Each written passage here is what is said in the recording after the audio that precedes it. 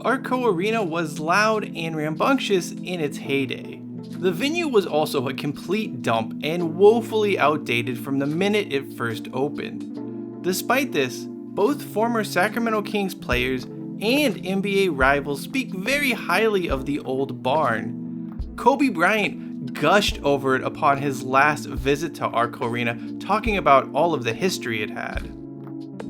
The thing is, there wasn't really a lot of history in Arco Arena, unless of course history is some kind of code word for losing or incompetence.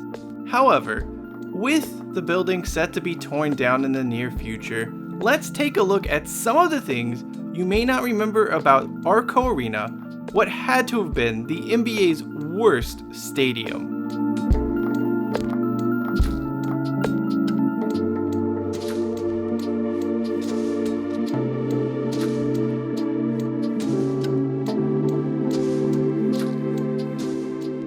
Located just to the north of Arco Arena is the foundation for a stadium that was never finished. In 1989, then Kings owner Greg Lukenbill started work on a 53,000-seat dual-use facility in an attempt to lure the Los Angeles Raiders, the Oakland A's, San Francisco Giants, or really any other team who was interested.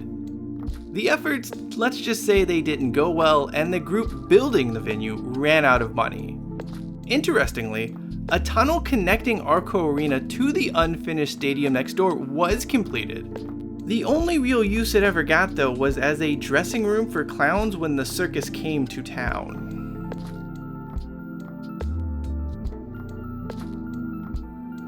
The Arco Arena we all came to know and love was actually the second incarnation of the building. The first Arco Arena hosted the Kings when they moved to Sacramento from Kansas City way back in 1985.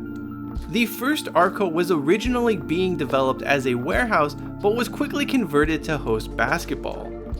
The building would be the Kings' homes for their first 3 seasons while Arco 2 was built.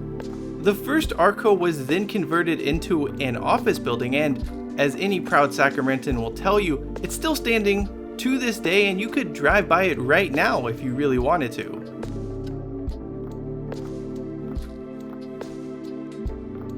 If there was a crazy indoor sporting league starting up in the mid-1990s, Sacramento wanted in on that action. Arco Arena welcomed the Sacramento Attack, an Arena League football franchise in 1992.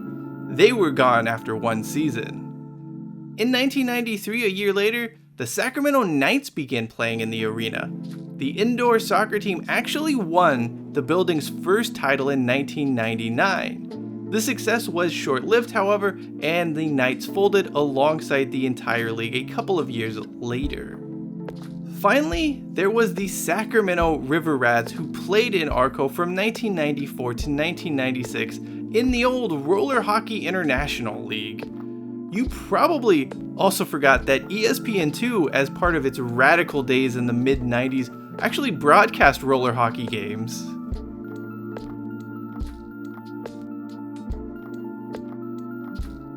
When the infamous owners of the Sacramento Kings, the Maloof brothers, accepted a bag of cash from a hologram bracelet maker to rename the downtrodden Arco Arena Power Balance Pavilion in 2011, well, things went as bad as you would expect. To learn more about that whole ordeal, why don't you check out the video in the upper right-hand corner of your screen. The 1993 Royal Rumble was Sacramento's first ever pay-per-view wrestling event.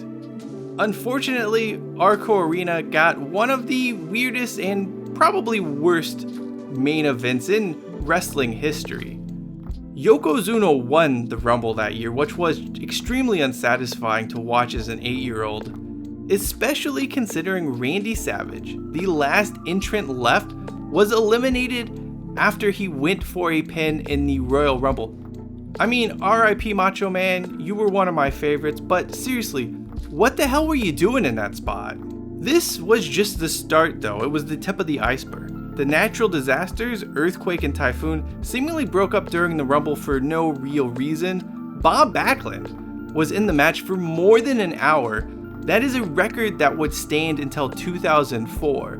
Worst of all though, Giant Gonzalez made his debut, eliminating The Undertaker despite not even being a participant in the match.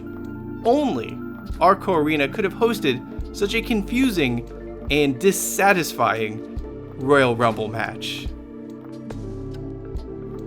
As someone who was born and raised in Sacramento, Arco Arena will always have a soft spot in my heart, both the first and second versions.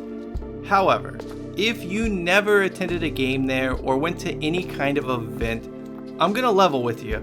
You were not missing much. Arco Arena was, for all intents and purposes, a total dump. Anyway, that does it for me. I'm Cheyenne Hollis. This is the Touchback, and you know the drill. Hashtag take it out to the 25.